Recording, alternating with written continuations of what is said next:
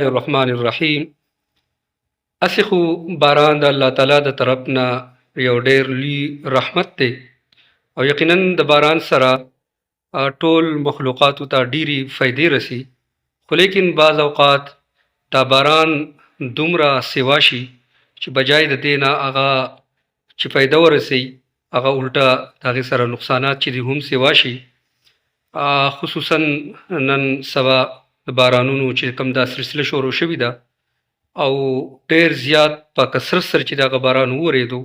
او یقینا په دې کې زموږ د ډیرو مسلمانانو آبادیان یې داسې وي چې هغه ډېرې زیاتې کمزوري وي یا نور داسې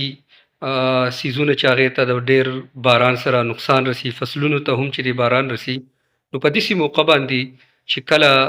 د بارانو دا سلسله ډیره زیاته شي نو د رسول الله صلی الله علیه وسلم نه یو دعا منقول ده چې موږ ټول مسلمانان د نن نه چې دی د دغې دعا کثرت سره چې د هغه ویر شروع کړو او هغه دعا دا ده: اللهم حوالينا ولا علينا، اللهم على الآكام والجبال والآجام والضراب والأودية ومنابت الشجر. په دې دعا کې مونږ د الله تعالی نه دا سوال کوو چې ای الله د بارانونو دا کومه سلسله چې دی دا زموږ نه واړې، دا په مونږ باندې چې دی نور نه راورې، دا باران چې دی نو دا غرونو طرف ته واړې، دا صحراګانو طرف ته واړې، دا چې دی نو دا کم ټیلیانې چې دي د شګو چې کم صحراګانې دي ای الله هغې طرف ته واړې، د ونو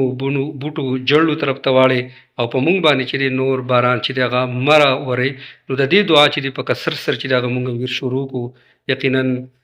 ډېر داسې مسلمانان چې د هغو کورونه چې دي نو هغه کچوي، په هغې کې نقصان وي، د هغې کې د راتاوېدو خطره وي، فصلونو ته چې دی نو نقصان دی چې د هغې سره